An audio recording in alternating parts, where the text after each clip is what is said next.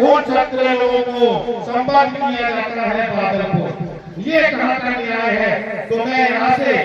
आप सभी की तरफ से उनसे निवेदन करना चाहूंगा कि आप हमारे अधिकारी हैं, आपको जियो देखना है, आपको देखना है कि शासन में किस तरह से हमारा भला हो सकता है। आपको इसीलिए समिति का प्रबंधक बनाया गया, आपको सहायक प्रबंधक प्रशासन बनाया गया, आपको प्रबंधक सहायक प्रबंधक बनाया गया, व्यवस्थापक बनाया गया कि आप इतनी समस्याओं को हमारी आगे बढ़ाएं और उससे नीचे की समस्या जो CL EL है इनको देखने के लिए सुपरवाइजर है।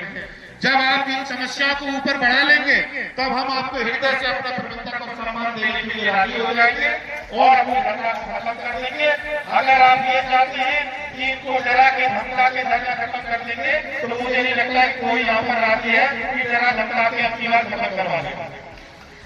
और सम्मान में जो हम कार्य कर रहे हैं तो महोदय जी हम आपको बताना चाहते हैं कि ये आपके सम्मान में आपसे भर्ती नहीं कर रहे हैं। ये माननीय मुख्यमंत्री महोदय उत्तर प्रदेश सरकार जिनका की स्वच्छता महाअभियान जो चालू हुआ है भगवान श्री राम के प्रतिमा में प्राण प्रतिष्ठा का जो आयोजन है उसके उपलक्ष्य में तो हम उनके सम्मान में, उनके आदेश के सम्मान में हम ये बात मानते हुए कि हाँ हमारा ये कर्तव्य बनता है कि हम इतना काम उनका जरूर करेंगे जिससे कि उनको ये पता चले कि स्मारक कर्मचारी जो मैं अभी कह रहा था कि बहुत भोला है, बहुत अच्छा है और अपने समय से चाहे उसने वहां रमाबाई अंबेडकर मैदान या पार्कों में दिया हो, चाहे उसने इको गार्डन में बैठ के समय दिया हो, उसने ड्यूटी का पूरा समय दिया है। तो वो जब उनको पता चल जाएगा तो मुझे पता है, पक्का विश्वास है कि हमारे जो मुख्यमंत्री महोदय जी है वो जरूर हमारे प्रति सहानुभूति रखेंगे, कुछ मांगों को जरूर पूरा करेंगे और जो हमारे साथ दुर्भाग्यपूर्ण हमारे कर्मचारी नहीं रहे हैं उनके परिवार को जरूर नौकरी देंगे, जिनका वेतन पुनरीक्षण नहीं लगा है उनको जरूर देंगे और जो भी जाए लगभग हमारी सारी मांगे हैं जिसमें मैंने आपको कुछ बता भी दिया था कि उन्होंने खुद अपने आप असर किया मेडिकल आपका हो जाएगा, मगर मेडिकल लीव हो जाएगी लेकिन भैया मेडिकल का क्लेम नहीं मिलेगा, कुछ पैसा मिलता है वो नहीं मिलेगा। ठीक है, देखो आपके अधिकारी ने कह दिया है, मैं आपके संज्ञान में कहना चाह रहा हूँ कौन कौन सी चीजें उन्होंने कह दिया कि मेडिकल लीव हो जाएगी, EL का जो पैसा होता है तो रिटायरमेंट के टाइम पे बेची जाती है 300 EL का पैसा भी आपको मिल जाएगा। मैंने ठीक है बहुत अच्छा है, उन्हें निरीक्षण वाले ने बताया कि आज इसमें पेट बच रहा है तो मैंने कहा ठीक है 1300-1400 वालों को करो, हम अब जाते हैं 1300-1400 वालों को करो, ठीक है उनके लिए फाइल बढ़ा देंगे वो भी हो जाएगा। मैंने ठीक सर अकाउंट की बात बताएं, बोले यार देखो CPF अकाउंट तो बंद हो गया जो आपके जियो में, तो मैंने ठीक है सर, मैंने तो उसका मतलब जो चीज बंद हुआ है तो नई चीज सर्जित हुई है, तो जब नई सर्जित हुई है तो जियो तो उस समय का बना है, तो आज जो चीज नई सर्जित हुई है तो वो लागू हो जाना चाहिए। तो बोले कि यार उसमें टाइम लगेगा और उसमें तो हमारे भी पैसा फंसा है, हम चाहते हैं उसका FPS अकाउंट खुल जाए और वो भी 3-4 महीने में खुल जाएगा। मैंने ठीक, साथ में आपको सहूलियत ये दे दी जाती है कि मार्च में जब आप अपनी वेतन पर्ची निकलवाएंगे तो उसमें एक कॉलम बड़ा होगा जिसमें लिखा होगा कि आपका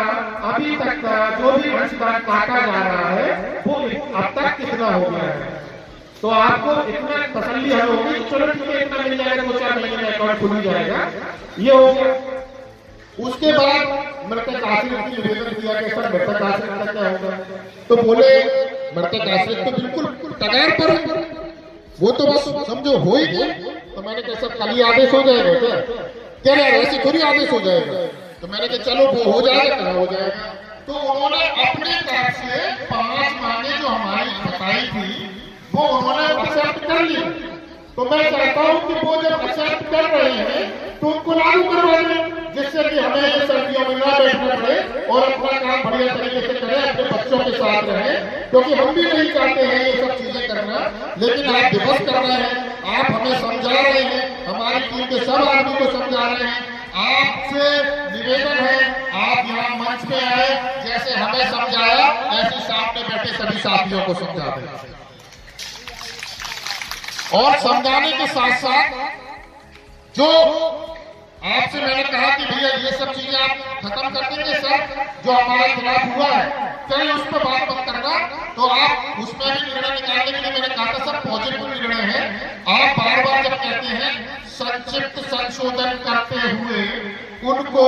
मुख्यालय से बादलपुर बंद किया जाता है, तो उसमें यही लाइन लिखा दें, संक्षिप्त संशोधन करते हुए जो जो धरना में गए थे वो अगर कार पर वापस लौटते हैं तो उनके खिलाफ की गई सारी कार्रवाई बंद खत्म मानी जाएगी और उनका पूर्ण वेतन रिलीज होगा।